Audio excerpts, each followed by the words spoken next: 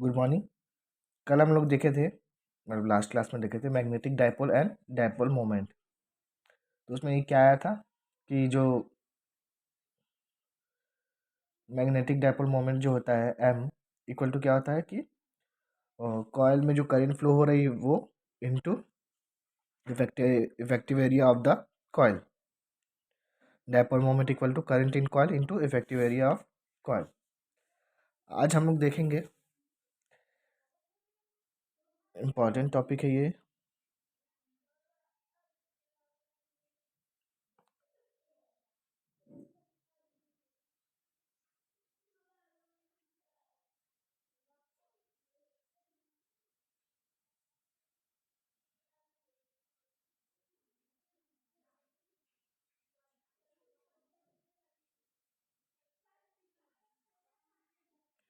Angular momentum and gyromagnetic ratio. ठीक है, तो इसको प्रूव करने के लिए, मतलब इसका एक्सप्रेशन फाइंड आउट करने के लिए हम लोग क्या करते हैं, मान लेते हैं कि कोई चार्ज पार्टिकल है हमारा। ठीक है, क्यों ये जो है एक सर्कुलर पाथ में ऐसे घूम रहा है इस डायरेक्शन में, एंटी क्लॉकवाइज डायरेक्शन में। ठीक है तो अभी इसका जो एंगुलर मोमेंटम एल का डायरेक्शन होगा वो ऊपर की तरफ।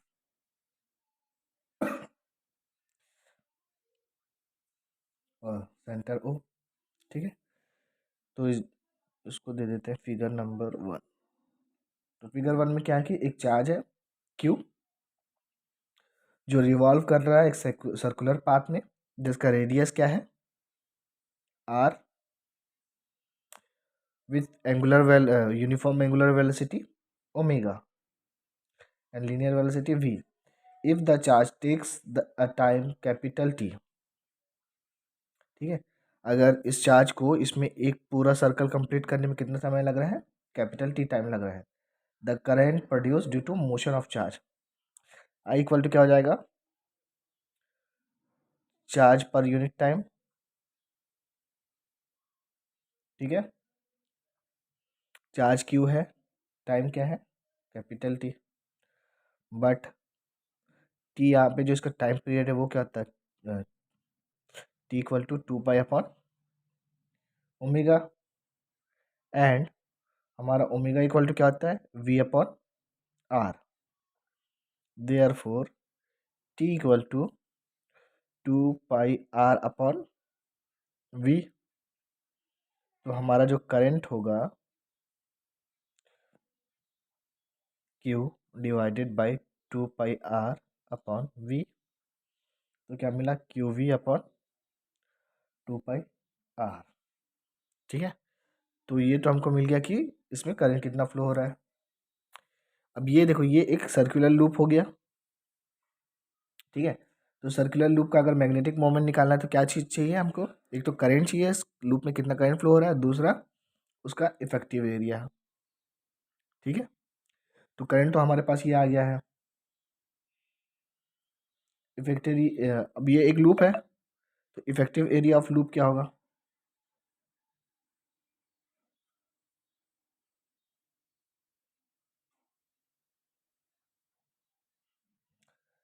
πr²।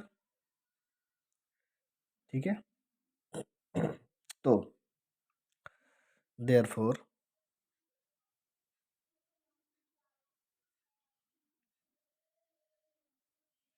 Magnetic moment of the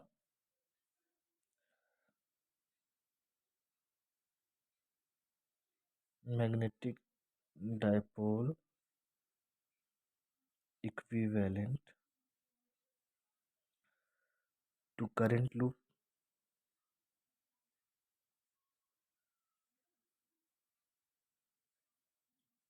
ये क्या हो जाएगा हमारा, m equal to current in loop into effective area of loop. तो करंट हमारा क्या है, Q V upon 2πr into effective area क्या है, πr²। तो हमारे पास क्या बचा, QVR/2। ठीक है। अच्छा, अब इसमें क्या है, ये एंटी क्लॉकवाइज घूम रहा है, तो इसके अपर साइड में नॉर्थ पोल होगा और लोअर साइड में साउथ पोल होगा। अब हमको एक चीज़ पता है कि जो एंगुलर मोमेंटम होता है,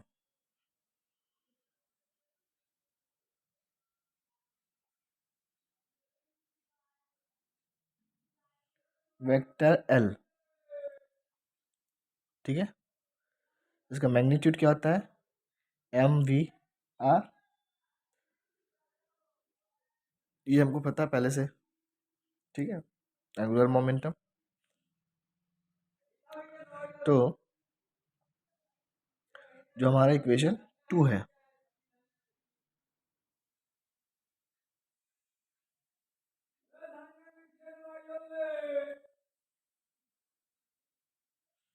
क्या था,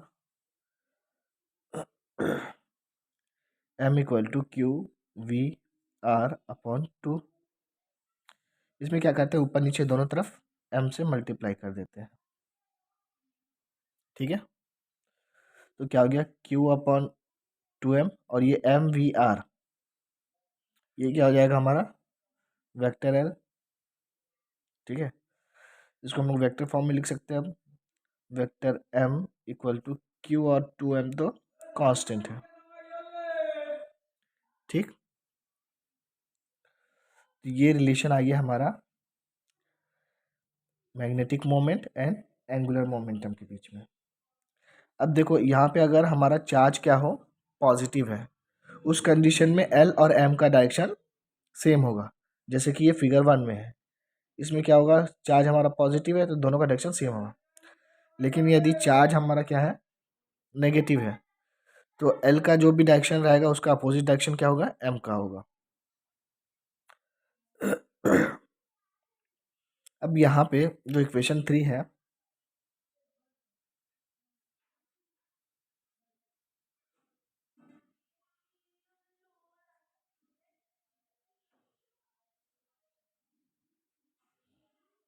Q/2M।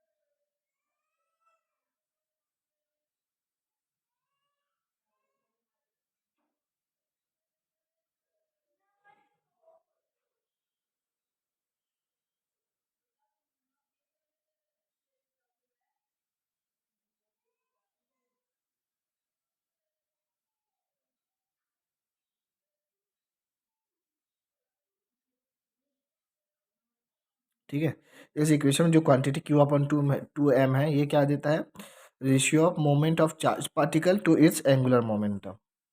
ठीक है, M/L की वैल्यू ये शो करता है, इसको हम लोग क्या बोलते हैं, जायरोमैग्नेटिक रेशियो। अब यहाँ पे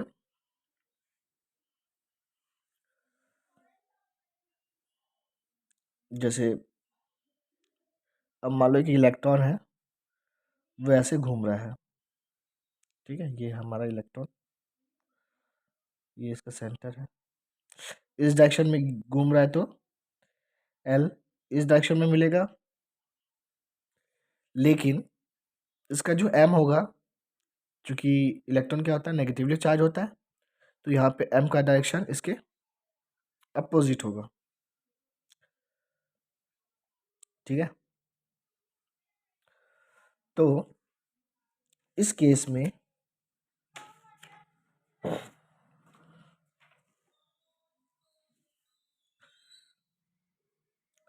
जो हमारा ML होगा, ठीक है, magnetic moment produce due to orbital motion of electron, M L क्या हो जाएगा minus E upon 2 m e। Electron दो तरह का मोशन करता है, एक स्पिन और एक ऑर्बिटल। तो ऑर्बिटल मोशन के कारण है, इसलिए इसको एम एल से शो कर रहे हैं। वो क्या हो जाएगा क्यू अपॉन 2m। तो यहाँ पे इलेक्ट्रॉन के लिए इसलिए क्यू की जगह माइनस ई, एम की जगह mass of electron into L. ठीक है, लेकिन क्वांटम थ्योरी से हमको क्या पता है,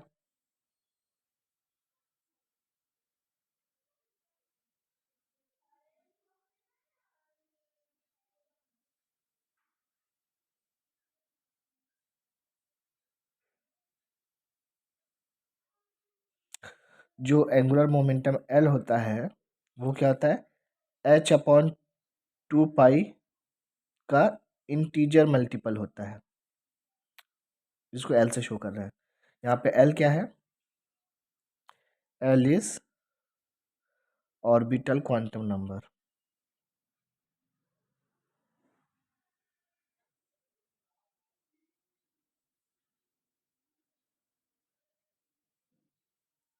ठीक है, जो एंगुलर मोमेंटम होता है वो क्या होगा integer multiple of H upon 2 pi होता है। और जो इंटीजर मल्टीपल होगा एल का, एल इज क्या है ऑर्बिटल क्वांटम नंबर। ठीक, तो अब हमारे पास therefore M L equal to क्या है ई अपॉन 2 m e। यहाँ पे बस माइनस साइन ये बताता है कि एम का और एल का डायरेक्शन अपोजिट है, तो यहाँ पे हटा देना है उसको। अच्छा, एल जो है एल एच अपॉन 2 पाई होगा, तो यहाँ से हमको क्या मिला एल बाहर ई एच अपॉन 4 पाई m e। ठीक है, अब यहाँ पे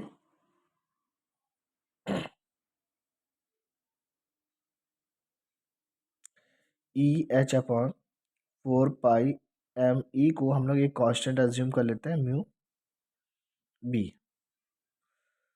इसको बोलते हैं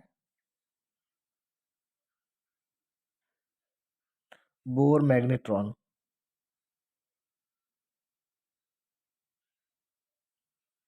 ठीक है, तो इसके फॉर्मेट में एम एल इक्वल टू क्या हो गया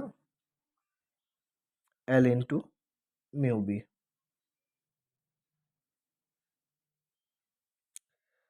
ठीक है, तो एक बोर मैग्नेट्रॉन की वैल्यू शायद पूछा था, तो कैलकुलेट कर लेते हैं। इलेक्ट्रॉन का चार्ज क्या आता है 1.6 इंटू 10⁻⁻19। एच की value 6.6 10⁻⁻34। 4 into 3.14 into m e 9.1 into 10⁻31।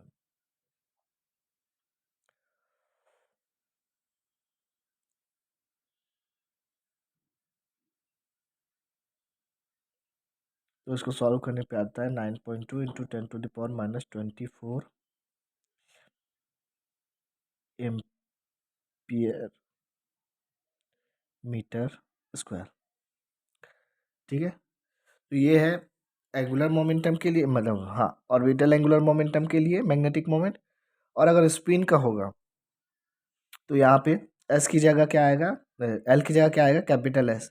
और क्वांटम थ्योरी के अकॉर्डिंग एस इक्वल टू क्या होता है S H upon 2 pi, where S की दो ही वैल्यू हो सकती है फर्मी पार्टिकल्स के लिए, पॉजिटिव नेगेटिव हाफ। ठीक है, तो उसके लिए भी हम लोग यहाँ से निकाल सकते हैं। तो उसके लिए आता है हमारा M S equal to half mu B. ठीक है, ये फर्मी पार्टिकल्स के लिए, कोई और पार्टिकल्स होगा, कोई बोसॉन होगा तो चेंज हो जाएगी ये वैल्यू, इसको नहीं करना है वैसे। ठीक है, तो यहाँ पे ये हो गया हमारा बोर मैग्नेट्रॉन। बोर मैग्नेट्रॉन की वैल्यू शायद कभी पूछा गया है, इसको अच्छे से कर लेना। अब एक जाना पहचाना टॉपिक है bio Savart law.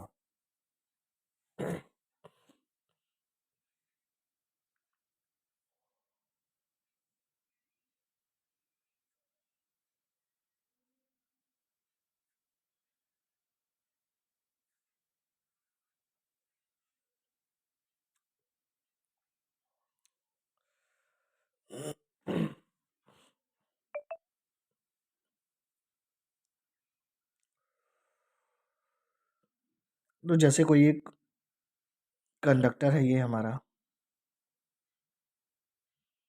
X Y, ठीक है। तो इस कंडक्टर के लिए किसी पॉइंट पी पे हमको मैग्नेटिक फील्ड कैलकुलेट करना है, ठीक है। तो क्या करेंगे, सबसे पहले कोई एलिमेंट अज्यूम करते हैं। ये एलिमेंट हमारा ए से बी के बीच में है। अच्छा, इसको कनेक्ट कर देते हैं इससे। तो ये एंगल क्या बन रहा है, थीटा। अच्छा, एलिमेंट की लेंथ है डी एल, यहाँ से यहाँ तक का डिस्टेंस स्मॉल आर। इसमें करंट इस डायरेक्शन में फ्लो हो रहा है, ठीक। तो जो मैग्नेटिक फील्ड है वो किन किन बातों पे डिपेंड कर रहा है उसको पहले देखते हैं। First, it is proportional to the current I flowing in the conductor. मतलब अच्छा, इसके इस छोटे से एलिमेंट के कारण यहाँ पे जो मैग्नेटिक फील्ड लग रहा है वो डीबी है, ठीक है। तो ये जो मैग्नेटिक फील्ड है वो directly proportional to the current flowing in the conductor. Second, it is proportional to the length dl of the element of conductor, ठीक है। ये एलिमेंट का लेंथ जितना ज़्यादा लेंगे उतना ज़्यादा मैग्नेटिक फील्ड मिलेगा। Third, it is proportional to the sine of the angle theta which the length of the element makes with the line joining the element to the point p। मतलब ये जो line को जो जोड़े हैं तो इस एलिमेंट के साथ थीटा एंगल बना रहा है उसके साइन के डायरेक्टली प्रोपोर्शनल।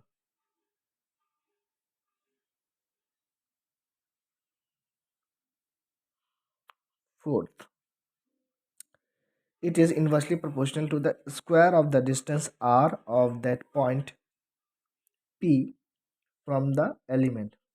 इन्वर्सली प्रोपोर्शनल है किसके, D B proportional to 1/r², ठीक। अब क्या करेंगे, सभी को कंबाइन कर देंगे।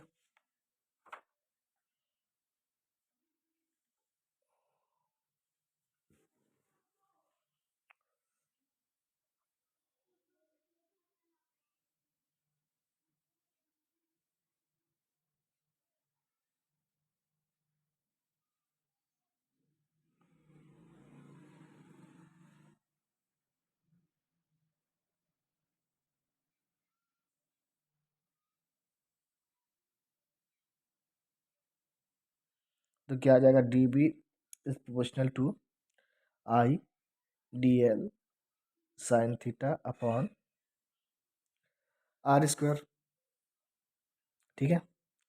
प्रोपोर्शनैलिटी का साइन हटाना है, D B equal to K into I D L sine theta upon r²,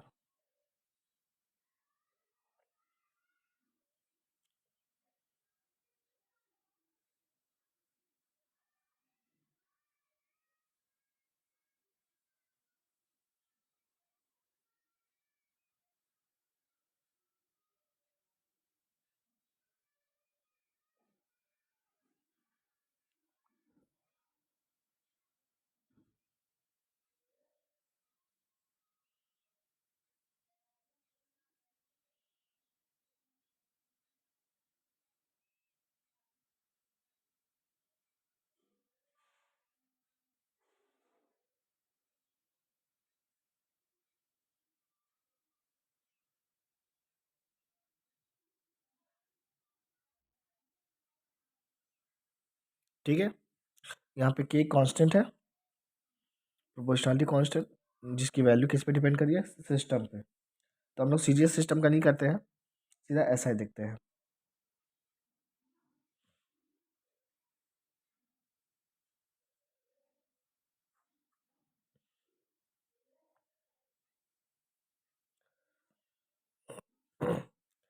ऐसा सिस्टम में जो मैग्नेटिक फील्ड है उसका मैग्नीट्यूड क्या होता है, उसका यूनिट क्या होता है, वेबर पर मीटर स्क्वायर, ठीक है।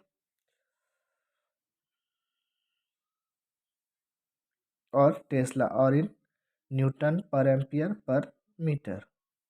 ठीक है, तो यदि हम क्या कर रहे हैं, जो हमारा कंडक्टर है वो रखा हुआ है एयर या वैक्यूम में, तब हमारे dB की वैल्यू हो जाएगी mu naught upon 4 pi I D L sine theta upon R square weber meter पर मीटर स्क्वायर। ठीक है, यदि हम उसको किसी और मीडियम में रखते हैं, अच्छा यहाँ पे जो म्यू नॉट है इसकी वैल्यू होती है 4 पाई इंटू 10⁻⁻⁷ न्यूटन पर एम्पियर स्क्वायर। ठीक है, अच्छा ये वैल्यू याद रखना, ये न्यूमेरिकल सॉल्व करने में इजी होता है इसकी वजह से। ठीक,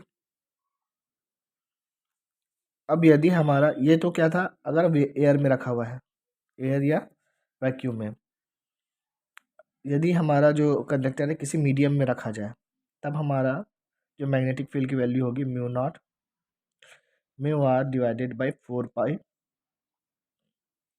आई D L sine theta upon R square.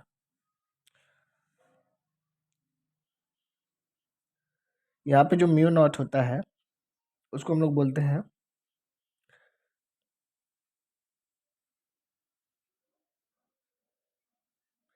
Permeability of free space,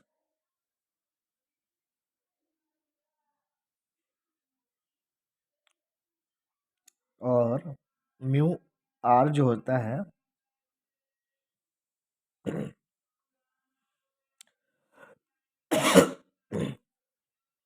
ये क्या होता है, म्यू अपॉन म्यू नॉट, इसको बोलते हैं हम लोग एब्सोल्यूट परमिटिविटी, एब्सोल्यूट परमिएबिलिटी।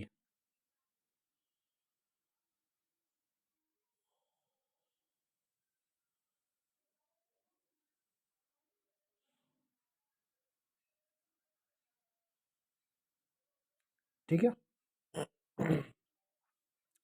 अच्छा ये वाला जो एक्सप्रेशन आया है इसको बोलते हैं लाप्लास लॉ।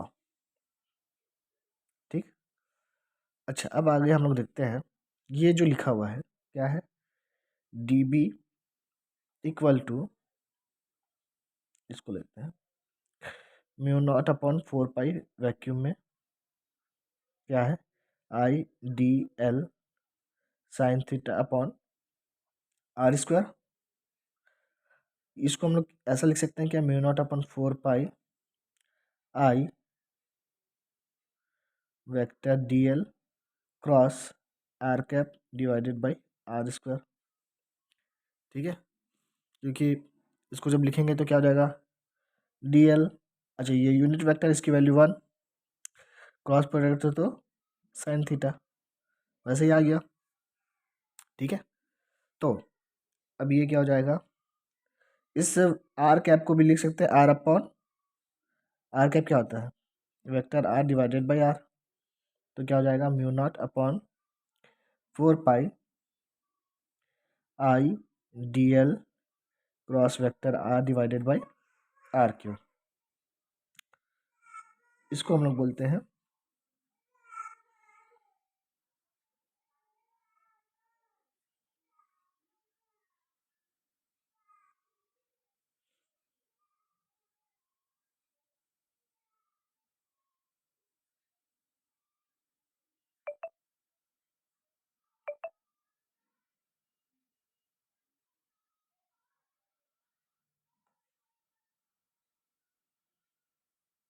ठीक है, तो ये हो गया हमारा bio Savart law.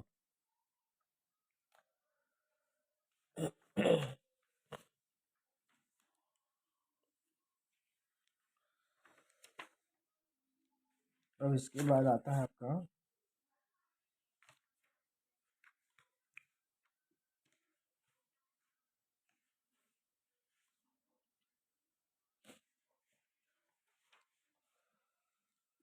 Application of bio Savart law, इसको करते हैं कल। ठीक है, आप लोग इसको पढ़ लेना, कोई डाउट होगा तो हम लोग ऑफलाइन जब क्लासेस लगेंगी वहाँ पे देखेंगे। ठीक है।